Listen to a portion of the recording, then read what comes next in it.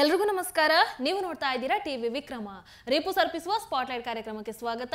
ನಾನು ಮುಮ್ತಾಜ್ ಅಬ್ದುಲ್ ನೆಲಡ್ಕ. ಯತ್ರ ನಾರಿಸ್ತು ಪೂಜ್ಯಂತೆ ರಮಂತೆ ತತ್ರ ದೇವತಾಃ ಯತ್ರೈತಾಸ್ತು ನ ಪೂಜ್ಯಂತೆ ಸರ್ವಾಸ್ತತ್ರ ಫಲಾಹ ಕ್ರಿಯಾಹ. ವೀಕ್ಷಕರೇ, ನಮ್ಮದು ಹೆಣ್ಣನ್ನ ದೇವತೆ ಅಂತ ಪೂಜಿಸುವಂತಹ ಸಂಸ್ಕೃತಿ. ಹೆಣ್ಣು ಅಂತಂದ್ರೆ ಸಂಸ್ಕೃತಿ, ಈ ಜಗತ್ತಿನ ಮಹಾನ್ ಶಕ್ತಿ. ಆಕೆ ಮನೆ ಹಾಗೂ ಸಮಾಜದ ಬೆಳಕು. RSS ಆಗಿರಬಹುದು, ಭಾರತೀಯ ಜನತಾ ಪಾರ್ಟಿ ಆಗಿರಬಹುದು, ಇವೆಲ್ಲವನ್ನ ನಂಬ್ಕೊಂಡು ಬಂದಿದೆ. ಅದೇ ಕಾರಣಕ್ಕೋಸ್ಕರ ಮೋದಿಜಿಯವರಾಗಿರ್ಬಹುದು, ಯೋಗಿಜಿಯವರಾಗಿರ್ಬಹುದು, ನಮ್ಮ ದೇಶದ ಹೆಣ್ಣು ಮಕ್ಕಳ ಅಭಿವೃದ್ಧಿಗೆ ಎಲ್ಲ ರೀತಿಯಲ್ಲೂ ಕೂಡ ಒತ್ತನ್ನು ಕೊಡ್ತಾರೆ. ನೋಡಿ, ನಮ್ಮ ದೇಶದಲ್ಲಿ ಜನ ಹೇಳುವಂಥದ್ದು ನಮಗೆ ಯೋಗಿಜಿ ಮಾಡೆಲ್ ಬೇಕು, ನಮಗೆ ಮೋದಿಜಿ ಮಾಡೆಲ್ ಬೇಕು ಅಂತ. ಯಾರಾದ್ರೂ ನಮಗೆ ಸಿದ್ದರಾಮಯ್ಯ ಮಾಡೆಲ್ ಬೇಕು, ನಮಗೆ ಕೇಜ್ರಿವಾಲ್ ಮಾಡೆಲ್ ಬೇಕು ಅಂತ ಹೇಳೋದನ್ನ ಕೇಳಿದೀರಾ? ಕೇಳಲ್ಲ ಬಿಡಿ, ಕೇಳಿರೋದಕ್ಕೆ ಚಾನ್ಸೇ ಇಲ್ಲ. ಯಾಕಂದ್ರೆ ಯೋಗೀಜಿಯವರ ಆ ದೂರದೃಷ್ಟಿ ಆಗಿರಬಹುದು, ಅವರ ಅಭಿವೃದ್ಧಿ ಯೋಜನೆಗಳಾಗಿರ್ಬಹುದು, ಅಷ್ಟರ ಮಟ್ಟಿಗೆ ಜನರನ್ನ ತಲುಪಿದೆ. ಇನ್ನು ಮೋದಿಜಿಯವರ ಯೋಜನೆಗಳಾಗಿರಬಹುದು, ಮೋದಿಜಿಯವರ ಪ್ರತಿಯೊಂದು ಹೆಜ್ಜೆಗಳಾಗಿರಬಹುದು, ಅವರು ದೇಶವನ್ನ ಮುನ್ನಡೆಸ್ತಾ ಇರುವಂತಹ ರೀತಿಗಳಾಗಿರ್ಬಹುದು, ಇವೆಲ್ಲವೂ ಕೂಡ ಮೋದಿಜಿ ಮಾಡೆಲ್ ಬೇಕು ಅಂತ ಕೇಳುವಂತಹ ಪರಿಸ್ಥಿತಿಗೆ ತಂದು ನಿಲ್ಲಿಸಿದೆ. ವೀಕ್ಷಕರೇ, ಉತ್ತರ ಪ್ರದೇಶದಲ್ಲಿ ಯೋಗಿಜಿಯವರು ಅನೇಕ ಪಾಲಿಸಿಗಳನ್ನ ತಂದಿದ್ದಾರೆ. ಅದರಿಂದ UPಯ ಜನರ ಮನಸ್ಸಿನಲ್ಲಿ ಯೋಗಿಜಿಯವರ ಆಡಳಿತದಲ್ಲಿ ನಾವು ಯಾವತ್ತಿದ್ರೂ ಕೂಡ ಸೆಕ್ಯೂರ್ ಅನ್ನುವಂತಹ ಭಾವನೆ ಇದೆ. ಇನ್ನು ಉತ್ತರ ಪ್ರದೇಶದ ಮಹಿಳೆಯರ ವಿಚಾರಕ್ಕೆ ಬಂದ್ರೆ, ಅದರಲ್ಲೂ ಯೋಗಿಜಿಯವರ ನಾಡಿನಲ್ಲಿ ಏನು ಸಮಸ್ಯೆ ಇಲ್ಲ, ನಮಗೆ ನಾವು ಯಾವತ್ತಿದ್ರೂ ಸೇಫ್ ಆಗಿದ್ದೀವಪ್ಪ ಅನ್ನುವಂತಹ ಭಾವನೆ 100ಕ್ಕೆ 100ರಷ್ಟಿದೆ.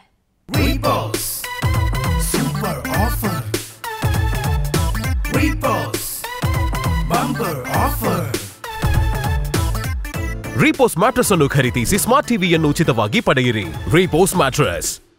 ಒಂದು ಕಡೆ ನೋಡಿದ್ರೆ ಅಲ್ಲಿ ಉತ್ತರ ಪ್ರದೇಶದ ಪೊಲೀಸರು ಈ ಸೆನ್ಸಿಟಿವ್ ಏರಿಯಾಸ್ ಅಂತ ಏನಿರುತ್ತವೆ ಅಲ್ಲಿ ನಿರಂತರವಾಗಿ ಪ್ಯಾಟ್ರೋಲಿಂಗ್ ಅನ್ನು ನಡೆಸ್ತಾರೆ. ಪೊಲೀಸರು ತಡರಾತ್ರಿವರೆಗೂ ಕೂಡ ಗಸ್ತು ತಿರುಗ್ತಾ ಇರ್ತಾರೆ.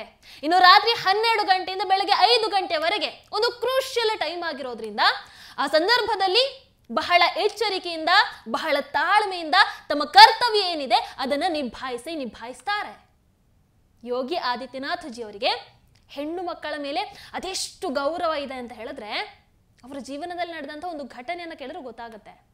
ಯೋಗಿಜಿ ಈಗಲ್ಲ, ಮೊದಲಿಂದ ಕೂಡ ಹೀಗೇನೆ, ಬಹಳ ಖಡಕ್, ತಪ್ಪನ್ನ ಯಾವತ್ತೂ ಕೂಡ ಸಹಿಸ್ಕೊಳ್ಳೋದಿಲ್ಲ.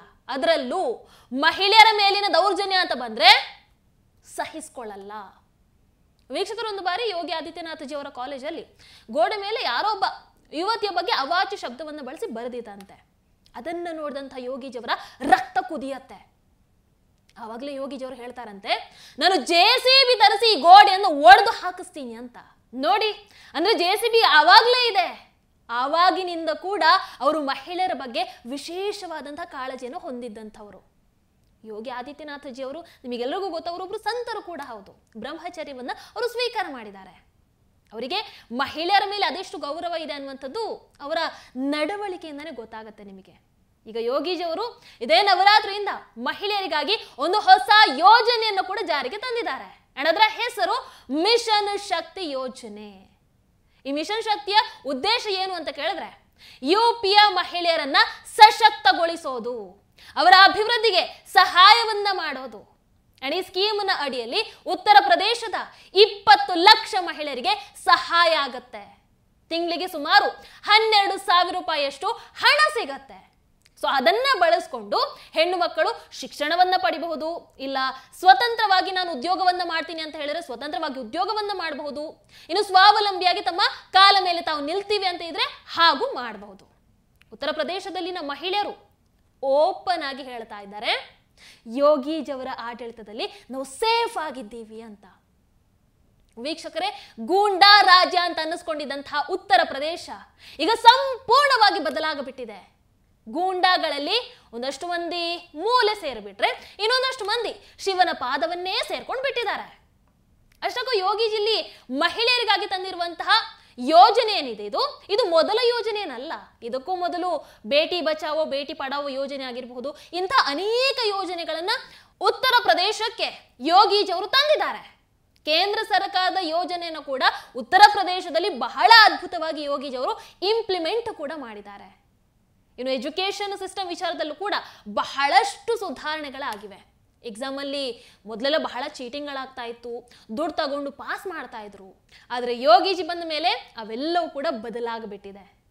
ಇಷ್ಟೆಲ್ಲ ಬದಲಾವಣೆ, ಇಷ್ಟೆಲ್ಲ ಅಭಿವೃದ್ಧಿ ಆದರೂ ಕೂಡ ಯೋಗಿಜಿ ಸರ್ಕಾರದ ವಿರುದ್ಧ ಒಂದಷ್ಟು ಮಂದಿ ಕೊಂಕು ಮಾತಾಡೋ ಇರಲೇಬೇಕಲ್ವಾ? ಮಾತಾಡ್ತಾ ಇದ್ದಾರೆ. ಅದರಲ್ಲಿ ಒಬ್ಬರು ಪ್ರಿಯಾಂಕಾ ವಾದ್ರಾ ಅಂತ. ಅವ್ರು ಹೇಳ್ತಾರೆ, ಉತ್ತರ ಪ್ರದೇಶದಲ್ಲಿ ಯೋಗಿಜಿ ತರ್ತಾ ಇರುವಂತಹ ಹೊಸ ಯೋಜನೆಗಳು ಕೇವಲ ಒಂದು ಪ್ರೊಪಗ್ಯಾಂಡ ಅಷ್ಟೇ ಅಂತ. ಅದು ಇವ್ರು ಹೇಳುದು. ವಾಟ್ ಎ ಜೋಕ್ ಅಲ್ಲ? ಇರ್ಲಿ. ಉತ್ತರ ಪ್ರದೇಶದಲ್ಲಿ ಮಹಿಳೆಯರ ವಿರುದ್ಧದ ಕ್ರೈಮ್ ರೇಟ್ ಜಾಸ್ತಿನೇ ಆಗಿಬಿಟ್ಟಿದೆ.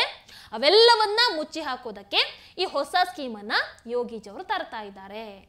ಇದೊಂಥರ ಮೋಸ ಅನ್ನುವಂಥ ಮಾತನ್ನ ಹೇಳ್ತಾರೆ. ಅಂಡ್ ಇದೇ ರೀತಿಯಾದಂತಹ ಹೇಳಿಕೆಯನ್ನ ಅಖಿಲೇಶ್ ಯಾದವ್ ಅವರು ಕೂಡ ಹೇಳ್ತಾ ಇದ್ದಾರೆ. ಏನು? ಈ ರೀತಿಯಾದಂತಹ ಚಿಕ್ಕ ಪುಟ್ಟ ಸ್ಕೀಮ್ಗಳನ್ನ ನೀಡಿ ಜನರನ್ನ ಯಾಮಾರಿಸ್ತಾ ಇದ್ದಾರೆ. ಯಾಮಾರಿಸೋ ಬಗ್ಗೆ ನೀವು ಹೇಳೋದಾ? ಓ ಅರೆ ವಾ.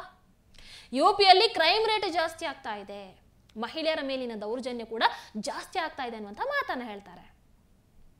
ವೀಕ್ಷಕರ, ಹಾಗಾದ್ರೆ ಯೋಗಿಜಿ ಅವರ ಸ್ಕೀಮ್ಗಳು ನಾಟಕನ? ಉತ್ತರ ಪ್ರದೇಶದೊಳಗೆ ನಿಜವಾಗ್ಲೂ ಇವರು ಹೇಳೋ ಹಾಗೆ ಕ್ರೈಮ್ ರೇಟ್ ಜಾಸ್ತಿ ಆಗಿದೆಯಾ? ಆಗಿದೆ, ಖಂಡಿತ ಆಗಿದೆ. ಆದರೆ ಅದು ರಾಹುಲ್ ಗಾಂಧಿ, ಪ್ರಿಯಾಂಕಾ ವಾದ್ರಾ, ಅಖಿಲೇಶ್ ಯಾದವ್ ಅವರ ಲೆಕ್ಕಾಚಾರದಲ್ಲಿ ಮಾತ್ರ. ವೀಕ್ಷಕರ ನೋಡಿ, ಉತ್ತರ ಪ್ರದೇಶದಲ್ಲಿ ಜಾಸ್ತಿ ಆಗ್ತಾ ಇರುವಂತದ್ದು ಕ್ರೈಮ್ ರೇಟ್ ಅಲ್ಲ, ಆ ಕ್ರೈಮ್ಗಳ ಮೇಲೆ ತಗೊಳ್ತಾ ಇರುವಂತ ಆಕ್ಷನ್ ಇದೆಯಲ್ವಾ, ಆ ಆಕ್ಷನ್ ರೇಟ್ ಏನಿದೆ ಅದು ಜಾಸ್ತಿ ಆಗ್ತಾ ಇರುವಂತದ್ದು. ಮೊದಲೆಲ್ಲ ಕ್ರೈಮ್ ನಡೆದ್ರೆ ಅದು ಬೆಳಕಿಗೆ ಬರ್ತಾನೆ ಇರ್ತಿರ್ಲಿಲ್ಲ. ನ್ಯಾಯ ಅದು ದೂರದ ಮಾತು ಬಿಡಿ. ಸಂತ್ರಸ್ತರು ಅದಕ್ಕೋಸ್ಕರ ಪೊಲೀಸರ ಮುಂದೆ ಹೋಗ್ತಾನೆ ಇರಲಿಲ್ಲ. ಆದರೆ ಈಗ ಯೋಗಿಜಿ ಬಂದ ಮೇಲೆ ಅವರ ಮೇಲಿನ ನಂಬಿಕೆ, ಅವರ ಮೇಲಿನ ಧೈರ್ಯದಿಂದ ಯೋಗಿಜಿ ಇದ್ದಾರೆ ಬಿಡಿ, ನಮಗೆ ನ್ಯಾಯ ಸಿಕ್ಕೇ ಸಿಗುತ್ತೆ ಅನ್ನುವಂತಹ ವಿಶ್ವಾಸದಿಂದ ಅದು ಏನೇ ಆಗಲಿ ಅನ್ಯಾಯ ಆದರೆ ಹೋಗಿ ದೂರನ್ನ ಕೊಡ್ತಾ ಇರ್ತಾರಷ್ಟೇ. ಅಂಡ್ ಅದಕ್ಕೆ ಸರಿಯಾದಂಥ ಆಕ್ಷನ್ ಅನ್ನ ಕೂಡ ಯೋಗಿಜಿ ಸರ್ಕಾರ ನಿರಂತರವಾಗಿ ತಗೊಳ್ತಾ ಇದ್ದಾರೆ. ಎಂತಹ ಆಕ್ಷನ್ ಅನ್ನುವಂಥದ್ದನ್ನ ಬಿಡಿಸಿ ಹೇಳಬೇಕಾದಂಥ ಅವಶ್ಯಕತೆ ಇಲ್ಲ ಅಂತ ಅನ್ಕೊಳ್ತೀನಿ. FIR ಅಂತೂ ಈಗ ಬೇಗ ದಾಖಲಾಗ್ತಾ ಇದೆ.